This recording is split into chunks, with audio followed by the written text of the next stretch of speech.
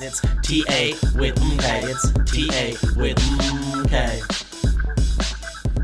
Hello there, thank you for clicking on the video. I just want to give you a quick heads up that the price predictions in this video for this coin are based on a formula that I came up with. I'll leave a link in the description to that video where I discuss more in depth how I came up with these numbers. Just understand that in this particular video, we'll just be discussing the price predictions, briefly touching on the formula, but again, the more in-depth analysis of exactly where I've come up with these numbers and percents are all going to be inside of that video.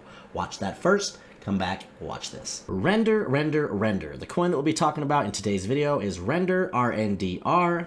This is one of those AI coins, so it fits the narrative of what's kind of been hot for this particular bull run, and I kind of expect it to continue to do so, so we're gonna do our best to give some projections for this coin. Let's go. All right, as is always the case with these videos, the first thing we need to do is gather a little information on the coin in order to apply it to our formula. So we're here on CoinGecko.com. I've searched a render. We want to write down what its current position ranking is, which right now at the time of making this video is number 36. We also want to write down the circulating supply and the max supply, and if those numbers differ, we need to kind of find out if there's any token unlocks coming up or if the tokens are all already unlocked and just not all counting towards the circulating supply. Now, a render is a little bit more confusing than some of the other coins that I've done, at least in my eyes, as far as trying to figure out exactly what to expect as far as its circulating supply over the next year or so. I'm here on CryptoRank.io, and it does say that all of the tokens are unlocked. It does show that like 65% of them are untracked apparently. I don't know if that's these ones that are the Render User Development Fund and maybe like the reserve or something. But if we go back to CoinGecko, we can see that somewhere roughly around 150 million of the coins are not counting towards the circulating supply. I found this Medium page that explains down here. It says just under 42 million is still held in escrow, and that'd leave 147 unencumbered. It talks about how, now this was before 2024, this was in 2023. There was 42 million that they said that 12.6 would be subject to unlocks over the first 6 months of 2023, and then 15.1 would be vested thereafter. But the big number here is that it says 147 will be left unencumbered, which of course I had to Google what that meant. And a simple Google search of the word unencumbered, it's just not a word I'd ever heard of before. And it says it's not burdened, impeded, or hampered. So I guess that means for now they're leaving it alone. I don't really know how to take that. But for the sake of today's formula, we're going to go ahead and just use what the current circulating supply is, which is this, of course, 381,861,234. And then at the very end, I will show you just how much it could affect the overall price, at least the high-end prediction for this video, if for some reason we were to use this max supply, like if all the coins over the next year were to end up into circulating supply, and we were to use the max supply for the formula instead of the circulating supply. That way you can at least see the difference of what that could potentially do to the price. And then if you look over here to the right, this will be the formula that we're using for today's video. We're just taking the market cap divided by circulating supply, and that gives us a price. Now, this is not any formula that I made up. This is literally just how you can see where they get the price for these coins. If you take whatever the current market cap is for the coin you're looking at, and you divide it by that circulating supply that you can get from like CoinGecko or CoinMarketCap, then that gives you what the current price is. And all that we're doing is taking it a step further in this video, and we're taking these hypothetical market caps that are based on different Bitcoin prices and the potential ranking of where the coin could end up, and we're plugging that into the market cap, dividing it by the circulating supply, and then that's giving us the predicted prices. Okie dokie, moving on. Now, typically in these videos, I like to do the first one for you and then go ahead and just present the data for the rest. So if it were to remain in position 36, we can scroll down here on my Google Sheets document and see that position 36, if we go over to the first market cap projection, that's 8.3 billion. So we're gonna type 8.3 billion.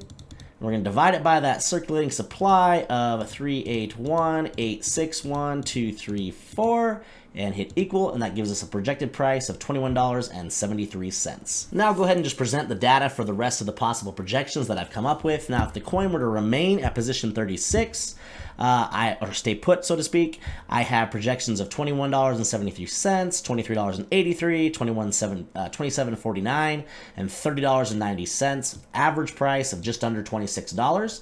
If it were to move up to position 20, I have projections of $44.25, $48.70, $56.04, and $63.37. Average price there of just over $53. And if it were to bump all the way up to position 15, which to me is very realistic for a coin like this, especially where it does fit the AI narrative and is already garnered so much attention.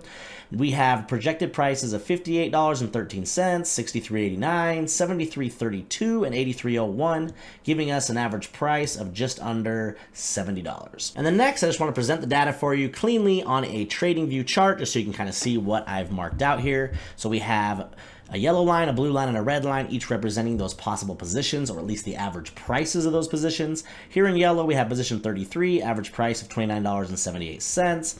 Here in blue, position 20, average price of $53.09, and position 15, average price of $69.58. And then if we zoom in over here to the right, we can see what that would represent from a percentage gain standpoint from where the price was at the time of making this video, which was actually $8.58. Now, if it were to go up to position number 33, according to my data, we would have about a 250% gain.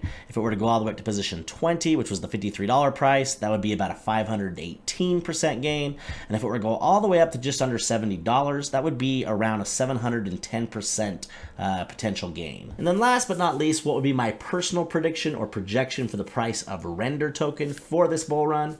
Well, I say in all my videos, I'm kind of a man of averages, and I like to take these predictions kind of on the safer side, or at least give you the prediction of the area where I think's best to take the majority of your profits. So that being said, what I've come up with here is a prediction of the Render token reaching position 25 at some point during this bull run, and Bitcoin averaging somewhere between the 91K and 130K, so something like 110 to 115. So again, on the safer side, and that would give us an average price of just over $35, which from where we stand now would be about a 312% gain, or a little over a 4x. And also, as promised, how different might this position 15 average price look if the circulating supply ends up maxing out and we use the max supply instead? And for that, of course, we would just take the average of all these potential market cap projections for position 15, which added together and divided by 4 is 26.5 billion. So we're going to take 26.5 billion.